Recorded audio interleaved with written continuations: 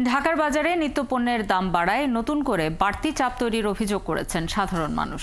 এদিকে বরাবরের মতোই পণ্যের সরবরাহ কম থাকার অজুহাত দেখাচ্ছেন বিক্রেতা, আর ক্রেতারা বলছেন এক মাসের ব্যবধানে এমন দাম বাড়া অস্বাভাবিক এবং কষ্টদায়ক। এক সপ্তাহের বাজারের হালচাল জানাচ্ছেন ফয়সাল রয়েল। সানবিট সব দিবে সামাল।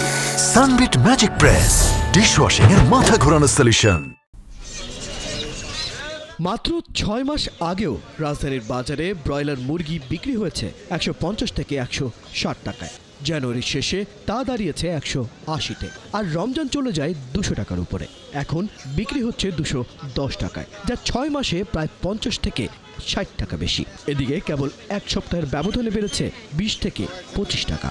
রাজধানীর বাজারে 10 থেকে 20 টাকা পর্যন্ত বেড়ে প্রতি কেজি ব্রয়লার এখন 180 থেকে 190 টাকায় বিক্রি হচ্ছে, আর কেজিতে 10 থেকে 30 টাকা বেড়ে সোনালী মুরগি বিক্রি হচ্ছে 270 থেকে 280 টাকায়। এছাড়া দেশি মুরগি 650 থেকে 680, সাদা লেয়ার 280, লাল লেয়ার 330 টাকায় বিক্রি হচ্ছে, আর জাতভেদে প্রতি পিস হাঁস বিক্রি হচ্ছে 600 থেকে 700 টাকায়। রিসেন্টলি গত 15-20 দিনের ভিতরে একটু বাড়ছে, আজকে মনে হলো। এখনো পর্যন্ত 300-র নিচে সোনালিটা, 200-র কাছাকাছি আপনার ব্রয়লার। গেছে শুক্রবার 60 টাকা বেচছি, আজকে 90 টাকা বেচতেছি। প্রায় এক সপ্তাহে 20-25 টাকা বাজার বেড়ে গেছে।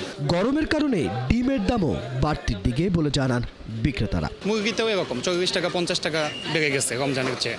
এখনো বন্ধ করে না, এটা গুজব সরাইছে। যেন মনে করে মালের ক্রাইসিস পড়ে, এই জন্য এটা গুজব করছে, কিন্তু এটা এখন হবে না। এদিকে মাছের বাজারেও স্বস্তি নেই। ইলিশ 2000 টাকা ছুঁয়েছে।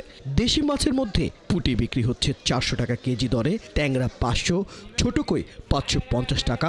চাষের রুই কাতলের দাম 280 থেকে 320 টাকার মধ্যে ঘোরাফেরা করছে, যা আগের থেকে 30 থেকে 40 টাকা বেশি।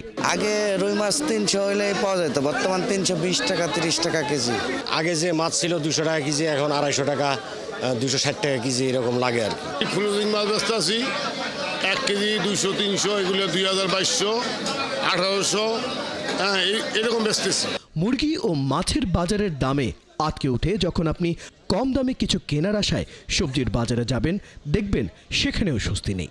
গরমে সবজি নষ্টের অজুহাতে আরেক ধাপ বেড়েছে সবজির দাম। পেঁয়াজ বিক্রি হচ্ছে মানভেদে 60 থেকে 70 টাকায়। পাইকাররা কয়েকদিন অনেক লস দিচ্ছে, মাল আইসে আমদানি বেশি ছিল, কাস্টমার ছিল না, বেচা কিনে তেমন ভালো ছিল না, অনেকে লস হয়েছে, যার কারণে আবার আমদানিটা কমে গেছে।